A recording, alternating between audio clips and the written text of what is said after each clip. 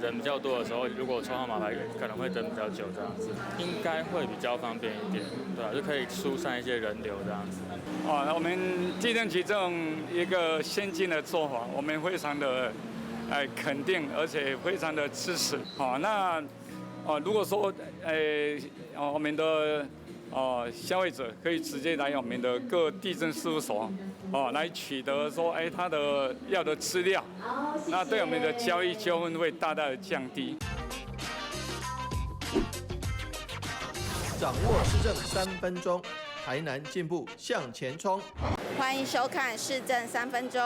台南市政府地震局多年来持续推动智慧化服务，像是线上申办进度查询、地价查询、实价登录申报结果查询等等，便利的线上服务都获得市民好评。近日，台南市11个地震事务所全面启用誊本贩卖机，大大节省人工作业申请的时间，而且扩大服务内容，还可以补发税单。希望市民都能感受到全新优质的洽公体验。接下来，我们就来听听地震局长怎么说吧。台南市政府地震局这一次推行智慧地震誊本贩卖机加盟税务的服务，最主要呢，就是因为民众在买卖房地产、买卖土地之前，都需要先申请土地誊本。那么从108年我们土地誊本的核发量56万张，109年呢又成长到88万张，所以在短短的1年之内誊本的核发量就成长了32万张。那这个民众的需求很大，那么民众如果亲自到我们地震事务所的柜台来申请的话，大概要等7到8分钟的时间。那么这一次如果透过我们这个誊本贩卖机，大概只需要3分钟的时间，就可以很轻松的操作，那领到誊本。这个对民众来讲可以说是节省时间，而且又相当的方便。那么再加上这一次呢，我们跟财政税务局税务加盟的服务，让民众呢可以在我们这一台誊本贩卖机上面，也可以补印这个房屋税的税单、牌照税的税单、地价税的税单。所以对于民众来讲，2个局的加盟服务会让民众的服务更加的方便哦。接下来请收看中嘉新闻。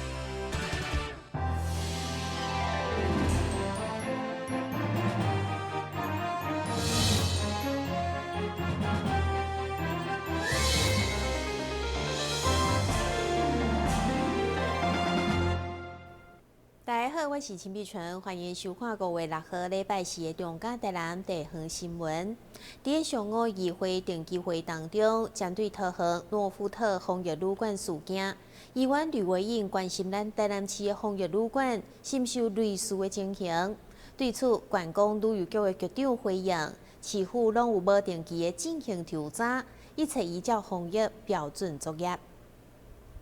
因为诺富特饭店的群聚感染，台南市议会保安部门业务报告甲质询中，其中嘛有未少的议员关心台南市的防疫旅馆，到底台南市总共有偌侪间防疫旅馆？防疫旅馆是毋是有甲国民旅游来揽做伙？对此，观光旅游局长郭增惠回应：虽然防疫旅馆未用主动来揭露，不过市府还是有进行无定期的调查，并且严格分流分站。防疫旅馆跟一般的旅馆有没有类似像桃园这样疑似有可能是混居或在这个同一的房间，但是并未告知一般的游客的状况？在这个防疫旅馆的管理上面呢，其实我们一直不断的在做的一个事情就是加强稽查的动作。它比一般我们的旅馆一般国旅住宿的旅客的旅馆，它的那个稽查的频次是高的，这是第一点。那再来就是说，我们在这个辅导的机制的部分上面我包含就是像5月3号、4号、5号我们还特别又再去加强了一次 SOP 的再确认针对这19家的防疫旅馆的一个业者那我们目前呢就是有分栋，也有同一栋里面有分层分流的那我们就是要求业者必须要把分层分流的这个管控要做确实。虽然防疫旅馆一切遵照分流分站，不过议员嘛担心旅馆的大厅甲出入口，甚至旅馆服务人员是不是会揽做伙？对此，观光旅游局嘛回应，伫个5月1号的劳工年假以后，嘛有要求旅馆的业者加强员工的训练加饭店的消毒工作。台南新闻引根采访报道。台南市区因为停车格位有限，侪侪空地拢开辟成收费停车场。毋过因为地段无同，收费标准也无同款，而且业者公告的收费标准，有的是分做平日、假日，有的是用15分钟，或者是30分钟来做标准。议员陈怡丁就要求市府交通局爱甲业者沟通，定出统一的公告，避免消费纠纷。议员陈怡丁表示，台南市府城区因为道路较矮，路边的停车位根本就无够，民众话必须要停到路外的停车场。不过现在因为路外停车场大部分拢是民间的经营，市府依照市场的机制，虽然未用统一来规定收费的标准，不过议员认为业者收费的公告话定15分，话是30分，标准并无一致。容易造成消费的纠纷。很多停车场它的标示其实有的是写15分钟多少钱，有的写半小时多少钱，然后有的有写1天最高多少钱，有的没有也没有上限所以就会发生说15分钟如果是30块，那1个小时就是120块。那如果你一个不小心停了一个下午就已经快500块了，然后你可能你进去的时候只是30块就很便宜但是你没有去注意说它是15分钟30块所以我觉得那个标示上这样会造成很多民众的问题停车场业的主管机关没有错，那我们会跟法制单位再来联系看看，从管理的角度，我们应该要来加强它清楚标示跟揭示的这个工作。除了停车的收费公告无一致，另外伫停车收费的超收部分，议员应该打理嘛认为，既然收费的时市府并无限定是车主或者是车辆的使用人，不过因为超商的缴纳甲交通局的系统并无做及时的连线。容易造成民众重复来缴纳，一年总共将近1万件，超收的金额超过400多万。不过市府伫退行的时，却要了真侪时间。对此，议员要求交通局要改善。台南新闻引根采访报道。台南市代表队参加今年全中运，总共得到31面的金牌、34面的银牌、甲36面的铜牌，而且有5项破纪录，甲5项创大会纪录，总共19人次，是历年来成绩上佳好的一届。市长黄伟哲也特别颁奖表扬这优秀运动员甲教练。台南市代表队参加2020年全中运比赛。创下破纪录人次上悬的好成绩，除了归功于学校的支持，嘛要感谢教练以及选手努力练习，才会当伫今年全中运比赛当中摕到31金、37银、36铜的好成绩。尤其伫破纪录方面，台南代表队更创下全国破纪录人次上侪任务。对此，市府特别举办颁奖典礼，表扬选手的优秀表现。中等学校运动会的台南市代表队的一个丰收表示表扬跟嘉勉，因为他们今年在全国中等学校运动会里面，它的破纪录跟创纪录的项数是全国第一，那总奖牌数也是历年来最高的。那金牌数去年有24，今年有31个金牌，所以真的是我们小将的这个将士用命，我们真的是让我们大人们觉得非常感谢。那我想说，对于运动员的这个奖励或者训练的增强，我们都会努力来增加，也希望说让我们的台南市的代表队，这个创出佳绩之后，不要让其他县市挖角挖走了，这个是我们努力的目标，能够把留住金牌选手、留住奖牌得奖的选手，这个是我们最重要的目标。所以，我们今天的庆功这个表扬典礼之后呢，接下来下一个课题就是要留住最优秀的顶尖的选手。这次得到表扬的选手为吴亮云、王新秀、王佑成、李恩云、杨伟达、黄正、吴威汉、戴伟志、杨子信、易博安、李佳云、林鹤成等选手。市长黄伟哲除了鼓励这些选手未来要持续努力赢得佳绩以外，也期盼明年的全中运，台南会当有更多优秀选手的出现，为台南市争取公赢。台南新闻张硕维采访报道。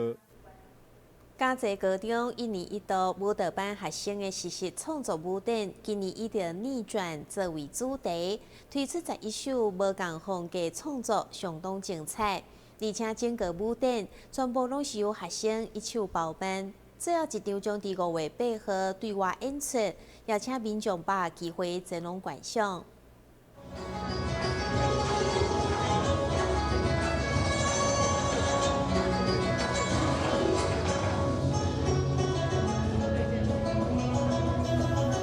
嘉义高中舞蹈班已经设立31档，这5档内由高年级学生带领学妹拢规划实施创作舞展。今年因以 Rebel Soul 作为创作主题，整个呈现伫大家眼前，对计划方向、编排、服装到音乐灯光等无前无后，全部拢是学生一手包办。学校就是要训练学生发挥专长多元学习。参照歌赛学生简心瑜的例子，成为编舞家来努力。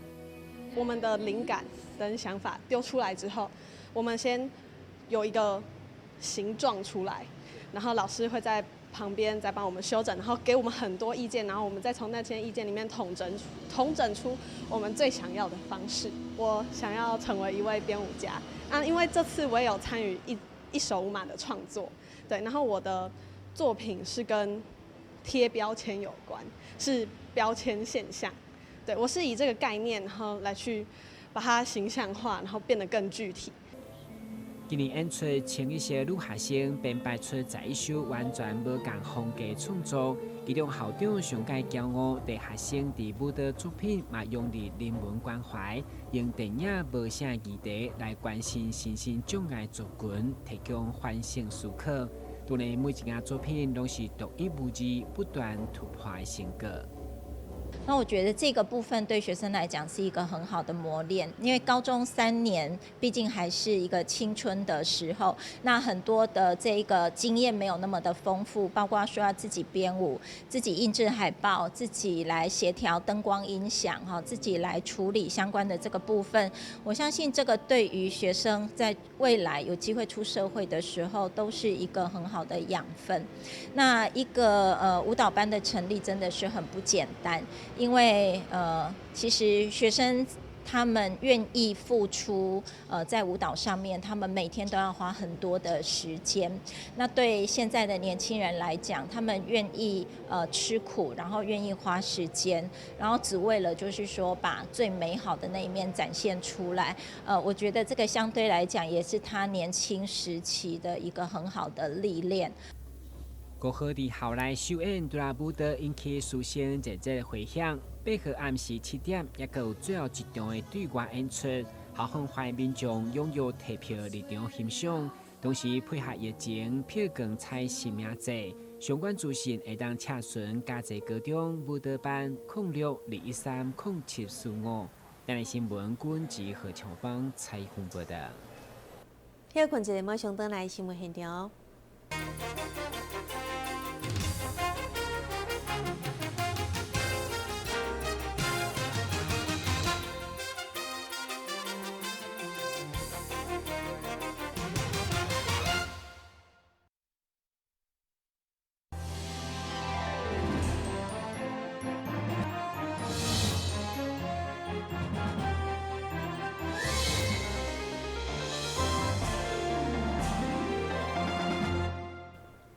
华山基金会北区一站在地服务14档，陪伴姐姐失灵失智失医的长辈度过孤苦无依的日子。为了感谢各界善心人士长期的支持，特别举办感恩大会，甲长辈提前欢度母亲节。随着台湾少子化以及人口老化问题，独居甲弱势长辈也日渐增加，所以每到过节时，也互因倍感孤单。华山基金会台南北区一站14档内持续陪伴关心者的长辈，并结合在地善心人士以及团体力量，让长辈得到较好的照顾。也拄好这礼拜就是母亲节，北区一站特别邀请群里艺术经济幼儿园的师生来陪伴长辈过节。为了这鼓吹小朋友的陪伴，也温暖了长辈的心。你今天教阿公阿嬷做什么？康满心。什么？康乃馨哦。那阿公阿嬷厉不厉害？厉害。很久没有跟这些小朋友一起玩了。防疫，就防疫，血压都高起来了，飘高。台湾家庭形态的改变，独居且弱势的长辈日益增多。那长辈常在每年的节日会觉得很孤单。那希望透过这一次的感恩茶会，刚好也是母亲节快要到了，那可以将幼稚园小朋友的活力以及欢乐感染给我们的长辈。火山基金会目前在全台协助约3万名的长辈，那非常欢迎大众加入我们的行列，跟我们一起爱老人。那每个月1250的捐款，那认助一位长辈，让跟华山基金会一起陪伴长辈。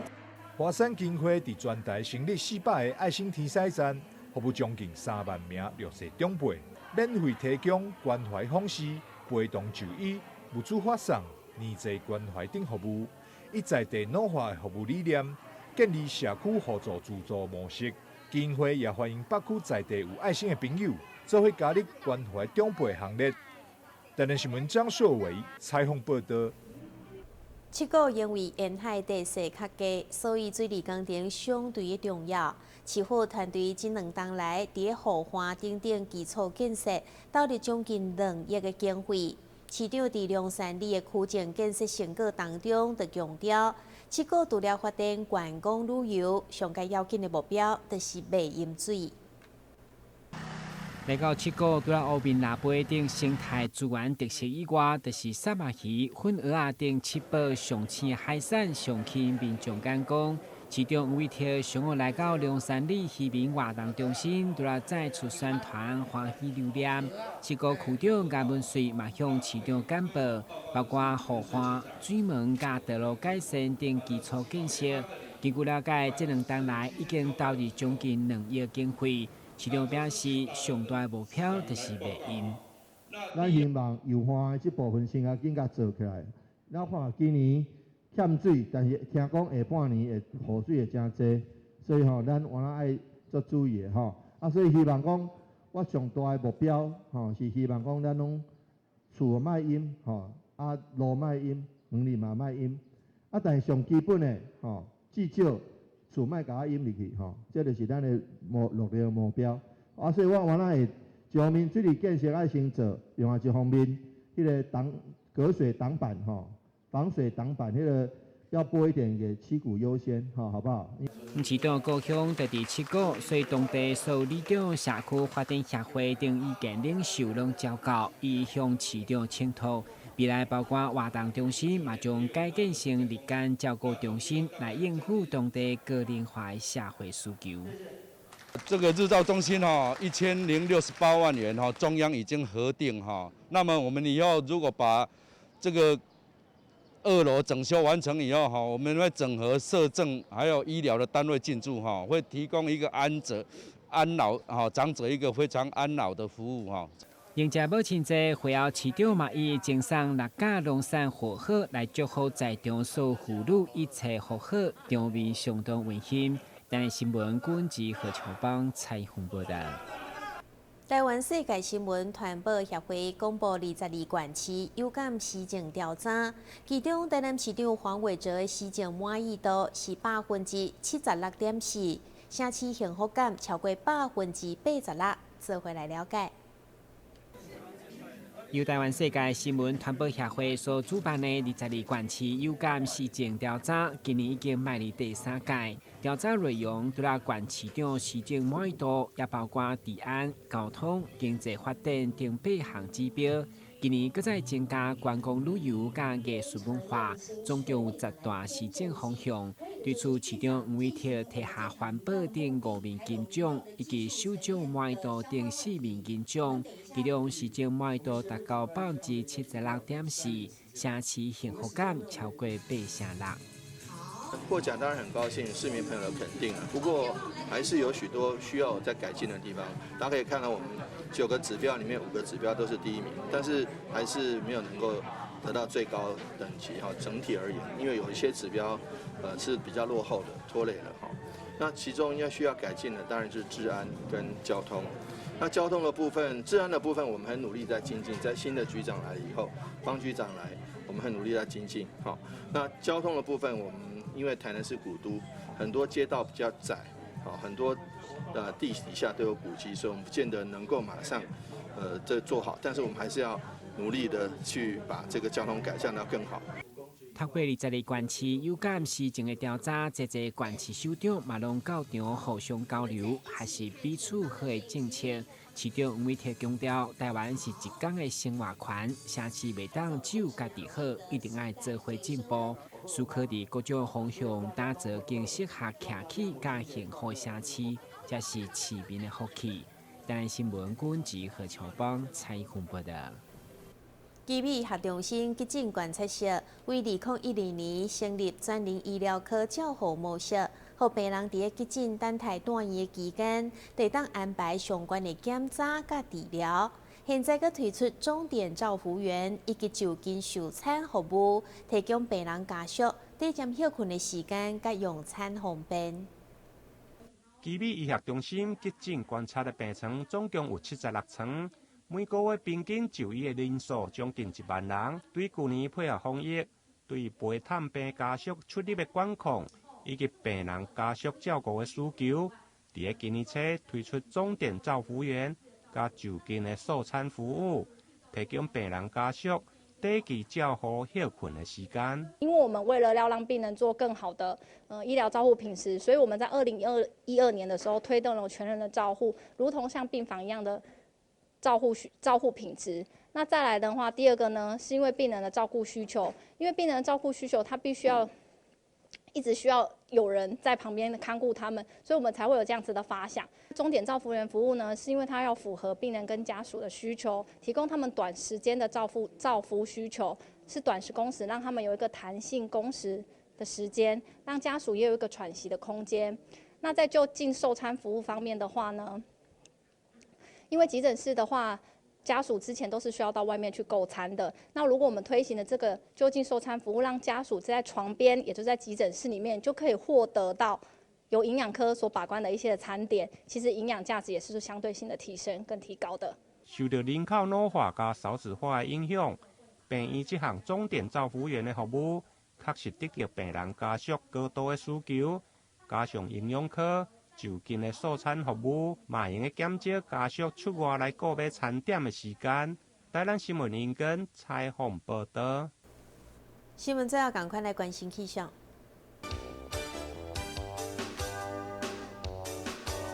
明仔载是在份的天气，温度26度到31度，落雨几率1成，海面平均风力4级到5级，上大阵风是7级。感谢你收看5月6号的中嘉台南地方新闻，我是陈碧泉，咱再会。